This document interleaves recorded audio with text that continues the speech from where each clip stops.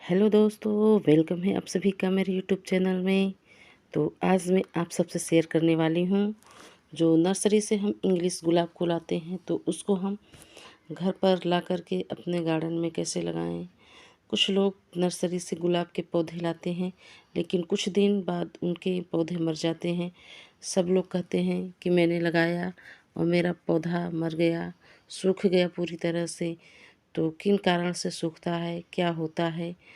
तो कुछ ऐसे टिप्स भी होते हैं जिन्हें आप अगर फॉलो करेंगे तो आपके प्लांट एक भी मरेंगे नहीं और प्लांट हेल्दी भी रहेंगे और उसमें बम्पर फ्लावरिंग, ज़बरदस्त फ्लावरिंग होगी।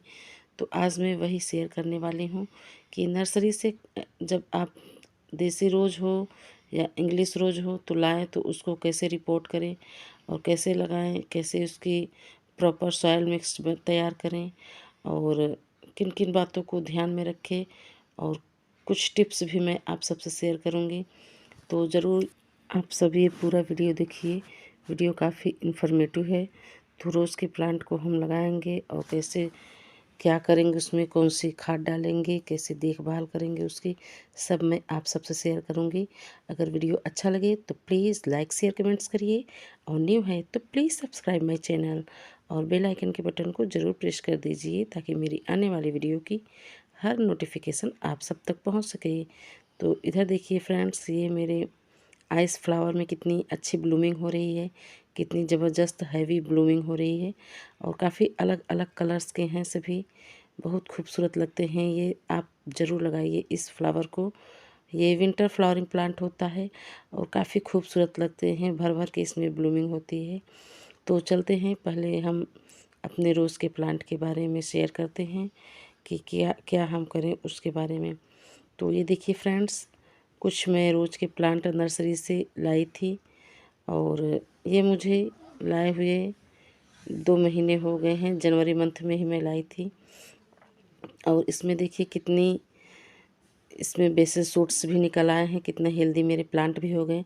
तो सबसे पहले आप अगर नर्सरी से जा रहे हैं इंग्लिश रोज़ के प्लांट खरीदने तो ऐसे प्लांट का चयन करिए जिसमें ढेर सारे ब्रांचेस हो, प्लांट आपका घना हो, अच्छा हो, हेल्दी हो। तो ऐसे ही प्लांट का चयन करिए आप। और एक जो एक ही स्टेम होती है वो वाले प्लांट ना लें, बिल्कुल मरे हुए प्लांट जैसे हो वो वाला ना लें। जो हेल्दी हो, घने हो, वो वाले सारे प्लांट लीजिए। तो इसको ला कर के आपको अपने गार्डन में पहले कुछ दिन के लिए, 1 हफ्ते के लिए, 10 दिन के लिए अपने प्लांट में, गार्डन में रख देना है ताकि, क्योंकि नर्सरी से हम प्लांट लाते हैं और तुरंत रिपोर्ट करते हैं तो उसी वजह से हमारे प्लांट ख़राब हो जाते हैं। तो इस वजह से पहले आप नर्सरी से प्लांट लाइए तो इसको कुछ दिन के लिए अपने गार्डन में रख दीजिए ताकि वो आपके गार्डन में एडजस्ट हो सके। उसके बाद लगाएंगे तो आपका प्लांट मरेगा नहीं। और लगाते समय, इसको रिपोर्ट करते समय जो भी ख़राब पत्तियां हैं, लीव्स हैं, उसको तुरंत हटा दीजिए और फिर उसके बाद लगाना है, क्योंकि ये ख़राब लीव्स रहेंगे तो आपके प्लांट भी ख़राब होंगे और फंगस लगेगा। और जब भी आप प्लांट को रिपोर्ट करिए तो नीचे से जो सकर्स होते हैं, जंगली जो रोज होते हैं, तो उसको निकाल दीजिए, क्योंकि ये इंग्लिश रोज है तो ये ग्राफ्टेड होता है। तो ग्राफ्टेड जो होता है तो उसके नीचे जो सकर्स ऐसे निकलते हैं, जो बेसल सूट्स निकलते हैं, तो वो जंगली होते हैं। तो इसको आप कट करके हटा दीजिए, नहीं तो ये बहुत जल्दी बढ़ता है और पूरा जो आप खाद या फर्टिलाइज़र डालेंगे तो यही लेता रहता है और जो आपके प्लांट की ग्रोथ है उसको रोक देता है। तो इसलिए जो भी ग्राफ्टेड एरिया के नीचे जो भी सकर्स निकले तो उसको कट करके हटाते रहिए और जो भी सूखे स्टेम हो इसमें से उसको भी आप इसी समय कट करके हटा दीजिए और थोड़ी सी फंगिसाइड वहाँ पर लगा दीजिए ताकि जो डाईबैक का समस्या होता है वो आपके रोज़ के प्लांट में ना हो। क्योंकि जहाँ से आप कट करते हैं तो वहाँ से डाईबैक की जो समस्या होती है बहुत तेज़ फैलती है। तो जब भी इसको कट करें तो पहले अपने कटर को आप अच्छे से सैनिटाइज कर लें, उसको साफ़ कर लें। उसके बाद इसको आपको काटना है और उसके बाद आप फंगिसाइड ज़रूर लगाइए उसमें ताकि फंगस ना लगे। और उसके बाद सबसे ज़रूरी और महत्वपूर्ण बात होती है पॉट का चयन करना। जब भी आप गुलाब के प्लांट लाते हैं तो पॉट का सिलेक्शन अच्छे से नहीं कर पाते। इस वजह से ज़्यादातर लोगों की जो गुलाब के प्लांट होते हैं वो मर जाते हैं। पॉट जो होता है, गमले जो होते हैं, वो आपके गमले 15 इंच बड़े होने चाहिए। तो इसमें रोज़ के प्लांट जो होते हैं बहुत अच्छे हेल्दी चलते हैं। जो प्लास्टिक के गमले लेते हैं हम, उसमें जो रोज़ के प्लांट अच्छे से नहीं चल पाते और मर जाते हैं। और उसके लिए प्रॉपर सॉइल मिक्स भी बहुत ज़रूरी होता है। जब हम अच्छे से इसकी सॉइल मिक्स बनाएंगे तो हमारे रोज़ के जो प्लांट है बहुत अच्छी ग्रोथ करेंगे। तो उसके लिए मैंने इसमें लिया है, ये पुराने गमले की मिट्टी है मेरी, तो इसको मैंने पहले से स्टेलाइज कर लिया है। अगर आप पुराने गमले की मिट्टी ले रहे हैं तो उसको अच्छे से सुखा लीजिए, स्टेलाइज कर लीजिए। और कुछ मैं नॉर्मल मिट्टी ली हूँ, तो इसको भी मैंने सुखा लिया है। तो क्योंकि मेरी मिट्टी में इसमें सैंड ज़्यादा थी तो इसलिए मैं नॉर्मल मिट्टी, खेत की मिट्टी में ली हूँ। और इधर ये गोबर की खाद है। गोबर की खाद बहुत अच्छा होता है गुलाब के प्लांट के लिए। इसे डालने से जो गुलाब के प्लांट होते हैं इसमें फ्लावरिंग बहुत ज़बरदस्त होती है और ढेरों सारी ब्रांचेस आती हैं, बेसल शूट्स आते हैं। और ये है नीम के पत्तों की खाद। तो कोई भी लीफ कंपोस्ट हो आप डाल सकते हैं। और ये मैंने नीम के पत्तों की खाद बनाई थी तो वो ली है। लीफ कंपोस्ट में बहुत अच्छा होता है और नीम की पत्ते की खाद होती है तो और अच्छी होती है, फंगस नहीं लगने देती। और ये है सीवीड, फंगीसाइड और थोड़ी सी हल्दी मैंने ली है। फंगीसाइड ज़रूर डालिए और या तो हल्दी पाउडर, ताकि आपके प्लांट की जड़ों में कोई फंगस ना लग सके और मिट्टी में अगर कोई फंगस है तो वो भी दूर हो जाए। और ये है नीम की खली। नीम की खली भी गुलाब के प्लांट के लिए बहुत अच्छा होता है, प्लांट की ग्रोथ बहुत तेज़ी से बढ़ाता है। और ये है सरसों की खली और थोड़ी सी राख और एक मुट्ठी चाय पत्ती मैंने डाली है इसमें। और ये देखिए, ये मिट्टी को मैंने अच्छे से मिक्स कर लिया है। और चाय पत्ती जो मैं ली हूँ वो यूज्ड चाय पत्ती है। अगर फ्रेश ले रहे हैं तो फ्रेश थोड़ा कम ही लीजिए। और ये मैं 5 प्लांट के लिए तैयार कर रही हूँ मिट्टी। तो ये देखिए, मैं इसको निकाल ली हूँ ग्रो बैग से।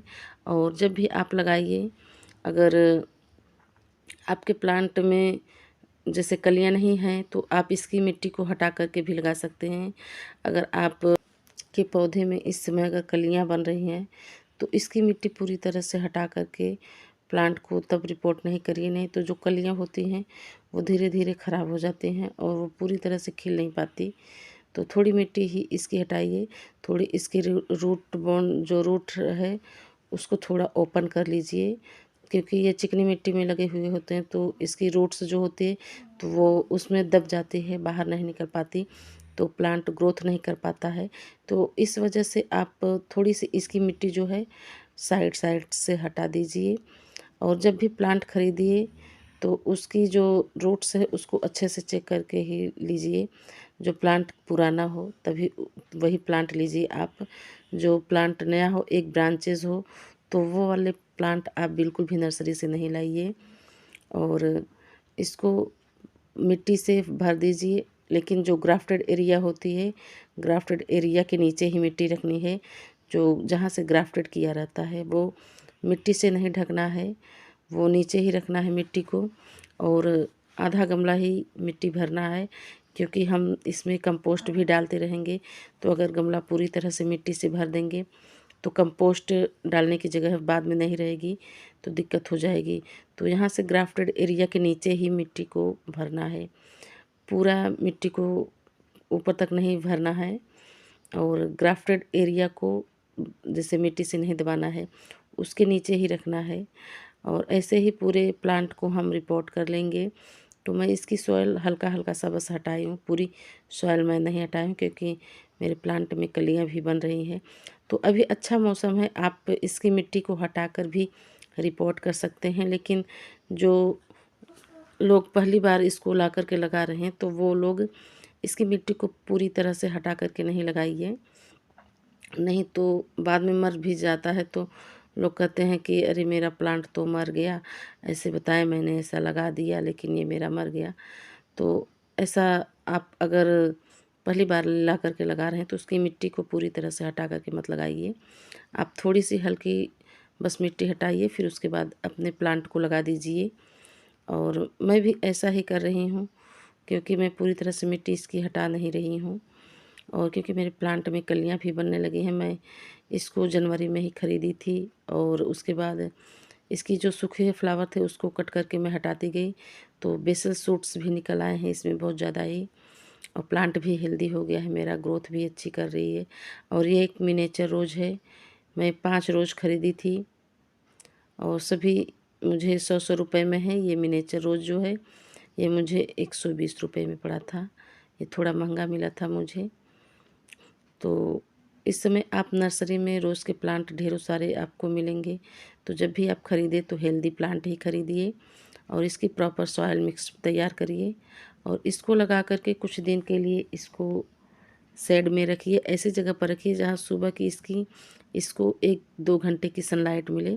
बिल्कुल शेड में नहीं रखना है, क्योंकि बिल्कुल शेड में रख देंगे तो इसकी मिट्टी सूखेगी नहीं, तो पानी ज़्यादा इसमें नमी रहेगी तो प्लांट की जड़ों में ओवर वाटरिंग से भी हो जाती है, उससे भी प्लांट मर जाता है। तो इसकी मिट्टी को हमेशा चेक करके ही पानी डालिए, ज़्यादा ओवर वाटरिंग नहीं करनी है।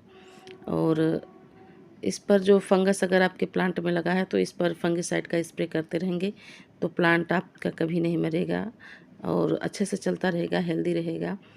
तो मैं इसको लगा दे रही हूँ, उसके बाद इसमें भर करके पानी डालना है।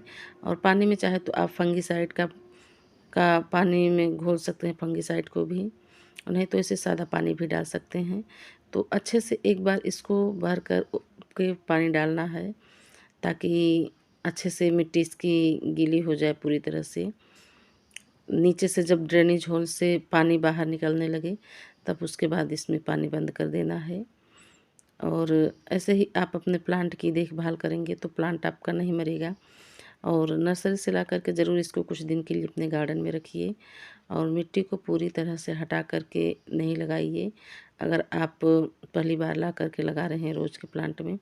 और चाय पत्ती इसमें ज़रूर डालते रहिए, चाय पत्ती जो होती है इसकी मिट्टी में डालें ज़रूर और फंगिसाइड ज़रूर डालिए, इससे प्लांट को नाइट्रोजन मिलता है, प्लांट में फ्लावरिंग बहुत अच्छी होती है। रोज़ के प्लांट में बहुत अच्छा ये फर्टिलाइज़र होता है। और डीएपी भी डालिए ज़रूर, डीएपी से भी प्लांट की ग्रोथ अच्छी होती है और फ्लावरिंग बहुत ज़बरदस्त होती है। तो ऐसे ही सब आप सभी प्लांट में ऐसे पानी डाल करके इसको मैं रात भर के लिए यहीं पर छोड़ दूँगी। जब भी आप प्लांट को लगाएँ तो शाम के समय लगाइए, रिपोर्टिंग करिए। दिन में कभी भी इस समय रिपोर्टिंग ना करिए और दोपहर में तो बिल्कुल भी नहीं रिपोर्टिंग करिए, क्योंकि अगर दोपहर में करेंगे तो प्लांट को शॉक लगता है। इसलिए जब भी रिपोर्टिंग करें तो आप शाम के वक्त ही करिए और रात भर, ताकि आपके प्लांट को सेट होने के लिए समय मिले, क्योंकि रात में मौसम ठंडा रहता है तो प्लांट को कोई शॉक नहीं लगता है। तो इसलिए शाम के वक्त ही करिए। तो चलते हैं फ्रेंड्स, बाय।